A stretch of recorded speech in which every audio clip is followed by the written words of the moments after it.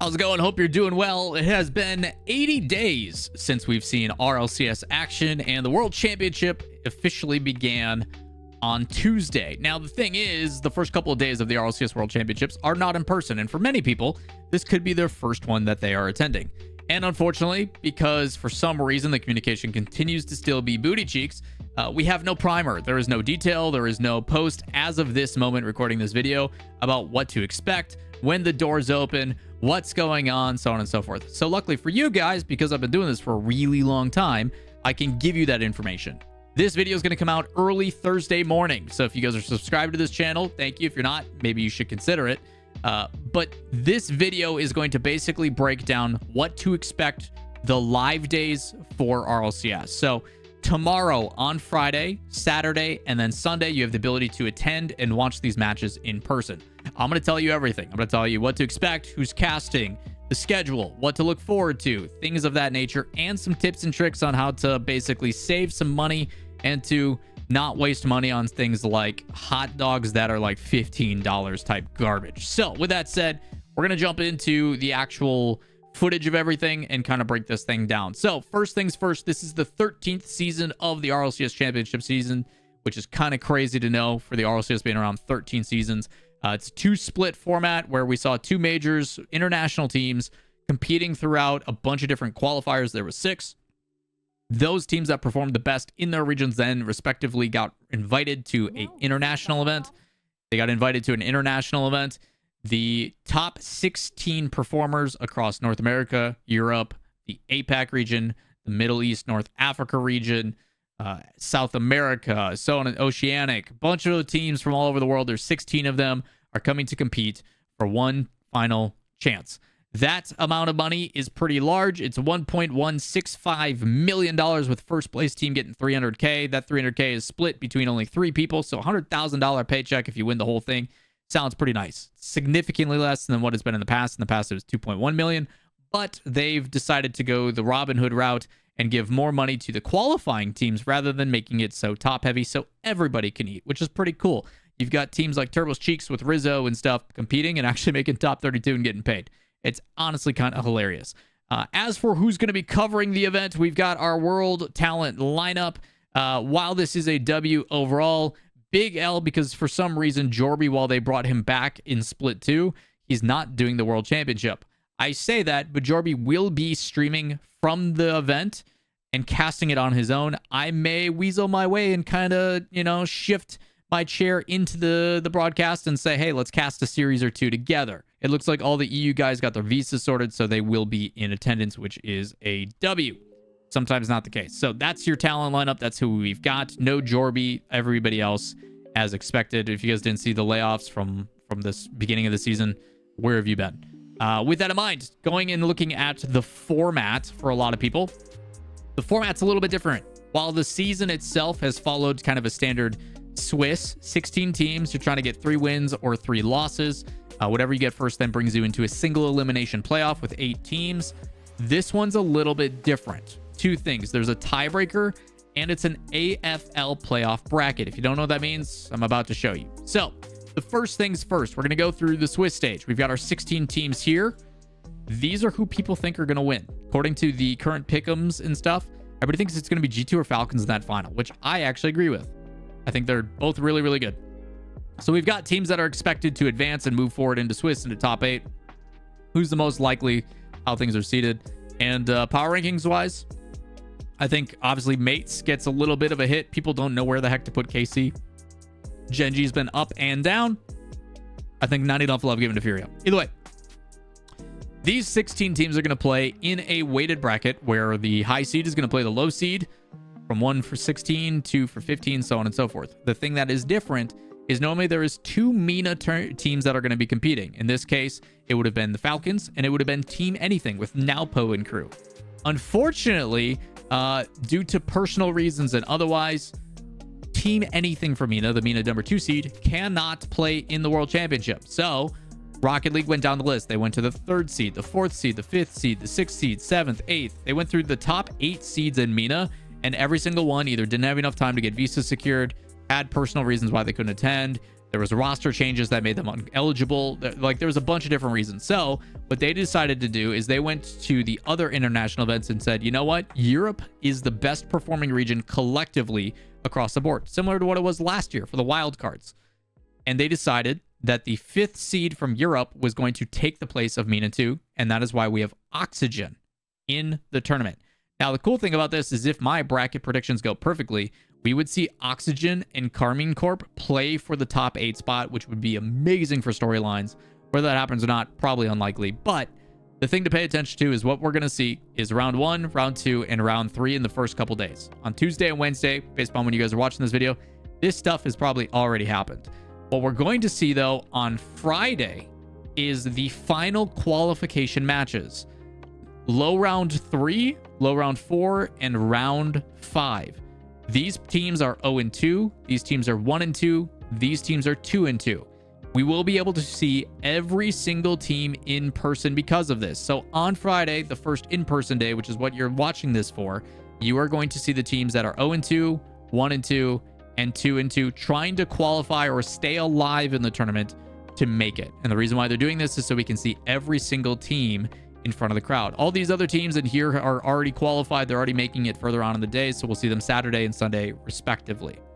Now, with the schedule itself, these matches are going to be day 1. There's going to be 8 matches, 8 matches, 8 matches, and then we're going to go to 5 matches with show matches. We're going to get to see the First Touch podcast versus the Chalk podcast compete on stage on Saturday. Like, there's a lot of really cool things like that they're doing. So there's some different things in that regard. Expect some pretty long days over the next couple of days. I'll be watching them on my stream if you haven't paid attention already. Otherwise, I will see you guys there. I don't know if I've made that public yet, but I will be in attendance this time. We did manage to make some things work, and I will be there on Friday, Saturday, Sunday as well to hang out with you all. If you see me, and this applies to everybody, this will be part of the stuff at the end of the video, just as an early thing. If you see someone there and you want to talk to them, we are there in public. We are accepting of that thing. Obviously, don't be a weirdo. Make sure to shower, use deodorant every day, not once for the entire week. This is a daily occurrence that you shower, use deodorant, wipe your butt, all that kind of stuff. But I'm telling you, go up, tell somebody, hey, I would love a photo, a picture, a sign, something, whatever it is. Say thank you, banter a little bit, and then be on your way. The other thing, too, is we don't know what you look like in chat. I don't know what these people look like. They are just usernames to me. So please introduce yourself. Be like, hi, I'm this person from your Twitch stream. Hopefully we know who that is. And then we will say, hey, good to meet you, blah, blah, blah, so on and so forth. So again, we appreciate you all. Please don't hesitate. I can say on my own behalf compared to others, I hate it when people tweet at me after the event and be like, I was too nervous to say what's up, blah, blah, blah. Hopefully I can see you next time. There's no guarantee that I get to go to these events or future events. So if you have the opportunity, please do not be afraid. There's people in the past that have literally tweeted at me and I'm like, hey, I will be here at this time. Come say what's up. Or I will go out of my way to say it, because I know for you guys, this is a rare circumstance. If we can make it as special as possible for you, we will. So by all means, I will go out of my way to see it's specific times and trying to do stuff. I obviously have other business stuff going on at the same time, but I will try to make time, and most of the other streamers and content creators will as well. Players will do meet and greets and stuff. There will be certain times where certain teams, after they're eliminated or during the early times of the day, where you can go get stuff signed from players as well. Once we get through these rounds on Friday, we then go into a Swiss tiebreaker, and this is where it's a little bit different. Because of the World Championship being the best and the biggest of the year, they want to make sure that the best teams move forward and have the best chances. So when we go through the Swiss results, there's going to be teams that are ranked anywhere from 1 to 8 that move on. And in the 3 and 4 spot, you're going to have 2 teams that are both 3 and 1 that have only suffered 1 loss. And what they are doing now is they are going to pair those in a tiebreaker. They're going to take the 3rd and 4th place seeded teams that are both 3 and 1 and have them play a head-to-head match. And the winner gets basically a bye in the tournament, while the other one has to then submit the fact that they are the losing team and they have to drop down and play against the 5th best team. And the benefits of this is it gives them advantages going into the final bracket. The AFL playoff bracket is one of my favorite things of this season. For the World Championship, what it ends up doing is if you are one of the top 4 teams coming out of Swiss after tiebreakers and so on and so forth, if you're the 1 and 2 team, you have an advantage. You are playing respectively the worst teams or the lesser teams in that spot. First place plays fourth place after the tiebreaker. Second place, third place after the tiebreaker. Winning that automatically puts you into the semifinals. You only need to win 3 series after Swiss, just like it normally was, quarterfinal, semifinal, grand final, to win the whole thing. This gives us 2 extra matches as well for us to watch and be entertained by, with a lot on the line. After these matches happen, if you win, you go here. You go to the semifinals respectively, and if you lose, you go down to the lower bracket quarterfinals, where you will wait to play the less performing teams, the teams that are 5th and 8th ranked, 6th and 7th ranked. So you will always, if you are a top performing team, be rewarded by playing the lower seeded teams throughout the entire bracket. That way we make sure the best performing teams have the most chances to move forward, which would, in theory, give us the best matchups, the most entertainment, so on and so forth. You're never, and very likely going to never see a one-sided match unless you have teams that are just like, say you see some crazy upsets in Swiss and like maybe Power finally makes top 8. How amazing would that be? But they're still, even if they play the 5th best team, they're going to have to go against G2, Falcons, BDS, something that we assume is going to be one of the best performing. So yes, uphill battle, but that is why Swiss has so much weight. These matches matter so much, which is amazing. So again, as we see this play out, it'll be pretty straightforward. We do get a couple additional matches. There's a show match on there on Saturday, like I said, with the First Touch and Chalked guys, which should be a lot of fun. But 5 matches on the final day. We've got 1, 2, 3, 4 on Saturday, plus the show match, and then 1, 2, 3, 4, 5 with the grand final on the final day. No bracket resets. It is, once you get here, you got to win. These are all best of 7s. These are all best of 5s. Pretty straightforward. Now, as for tips and tricks, things to remember. If you are attending, the way these are going to start, every match is 11 p.m. or 11 a.m. local time, 11 a.m. Central. Doors usually open an hour before that. Usually at 10 o'clock, they will either let people walk in. That's when they usually start the talk show or the early morning show with First Touch if they do. Whether they do that every day or not, we'll have to wait and see. Otherwise, usually the pre-roll and the opening match stuff, the pre-show, if you want to call it that, will start a half hour beforehand. So 10 a.m. doors are going to open. That's when you can get there. You can walk in. You can kind of scope the layout, see where things are, buy your merch, whatever you're trying to do. My recommendation for anybody is, usually, just like any sporting event, the stuff there is overpriced. It's super expensive. I would recommend waking up a little bit early. Get a big breakfast in. Maybe you want to pregame a little bit. Do your thing. If you're bringing stuff in, cameras, audio equipment, any of that kind of stuff, there's some people that want to bring like digital cameras and stuff. They will make you check bag those. They will not allow you to have those. If you're going to bring a backpack, make sure it's see-through or transparent and under a certain size.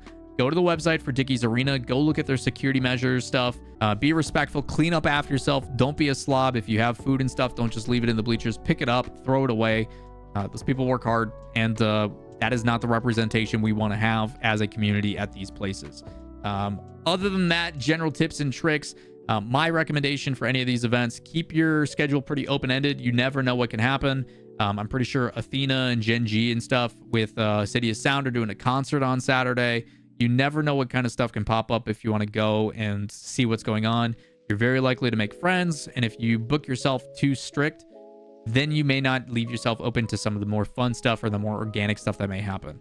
At the end of the day, everybody's there to have a good time. Everybody is there to celebrate Rocket League at the highest level. And because of that, I think it's very easy to find people that you get along with and vibe with, and you can have a really fun time. So again, those little things, like just don't be a shitty person. Everybody's there to enjoy themselves. If someone's a little bit too drunk or too belligerent, cut that shit out. Do what you got to do to make sure that everybody feels safe and welcome. If you see some sketchy shit going on, speak up, make sure that they're okay. At the end of the day, like, we don't need any of that shit in our community. So if you guys do have any questions, comments, concerns, let me know in the comments down below. I will try to check those out. If you see me, as a reminder, don't be afraid to say what's up, say hi. I'm happy to take photos, pictures, whatever we're doing. I know I'm out in public. That's part of the deal. So even though I'm an introverted nerd, I still am more than happy to talk and be bashful and enjoy the moment. So again, any questions, at me, tweet at me, socials and stuff down below. It's an easy way to do it. But if you guys have any additional questions about the event, there is people usually on the subreddit that will have like a guide to DFW, and Fort Worth and things to do. Wavepunk is also from that area. Feel free to tweet at him. I'm sure he's more than happy to answer anything. But that's going to do it for me. If you guys have any questions, let me know down below. As always, hit subscribe, turn on notifications, helps me out greatly. We'll see you in the next video. Peace.